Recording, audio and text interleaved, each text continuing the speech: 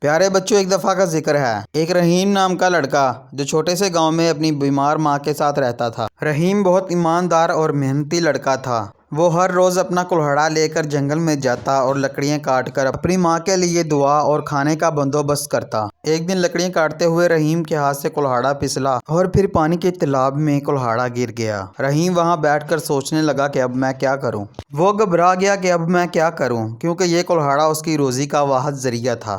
رحیم تالاب کے کنارے بیٹھ کر دعا کرنے لگا، یا اللہ رحم کر، یہ میرا اور میری ماں کا واحد سہارا ہے۔ اچانک پانی میں ہلچل ہوئی، پھر وہاں پر ایک بوڑھا جادوگر پانی سے باہر آیا۔ جادوگر نے کہا کہ تمہیں کیا مسئلہ ہے، تم کیوں اتنے پریشان ہو؟ میں اس تالاب میں رہتا ہوں، تم مجھے بتاؤ تمہیں کیا چاہیے، میں تمہاری کچھ مدد کر سکتا ہوں۔ رحیم نے اس جادوگر کو ساری بات بتائی۔ پھر جادوگر نے اپنا ہاتھ تالاب میں ڈالا اور ایک سونے کا کلہاڑا نکال کر رحیم سے پوچھا کہ یہ کلہاڑا تمہارا ہے؟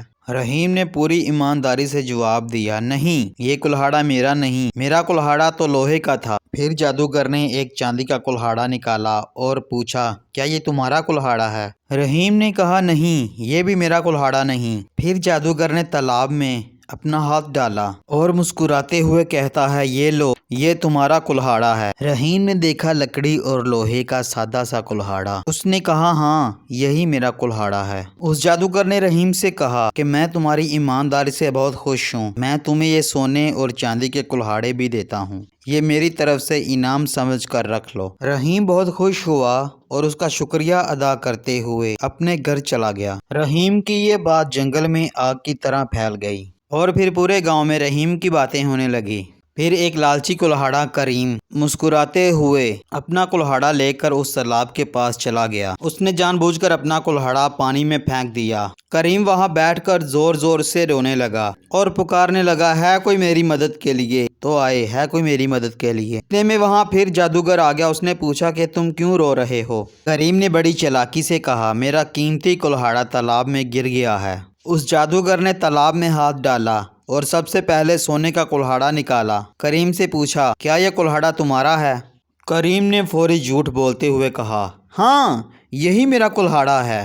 جادوگر کا چہرہ غصے سے لال ہو گیا اور بولا، تم کتنے جھوٹے ہو، جھوٹ بولنے والے لوگ مجھے بالکل پسند نہیں، دفع ہو جاؤ، آئندہ کبھی یہاں مت آنا۔ یہ کہہ کر کریم کو جادوگر نے تالاب سے دور پھینک دیا اور اس کا لوہے کا کلہاڑا بھی اسے واپس نہ دیا۔ رحیم کی ایمانداری کی وجہ سے اس کی زندگی بدل گئی۔ ان کلہاڑوں کو بیچ کر اس نے ایک اچھا گھر بنایا اور اپنی ماں کا بہتر علاج کروایا۔ گاؤں میں ہر کسی کی مدد کرتا، اسی نیک نامی کی وجہ سے وہ گاؤں میں بہت مشہور اور نیک گنا جاتا تھا۔ کریم نے اپنی غلطی سدھاری اور توبہ کی کہ آئندہ وہ ایسی حرکت کبھی نہ کرے گا۔ پیارے بچوں، اسی لیے تو کہتے ہیں کہ لالچ بری بلا ہے۔ اگر آپ کو یہ سٹوری اچھی لگی ہو تو ویڈیو کو لائک کر دیں اور چینل کو سبسکرائب کر لیں۔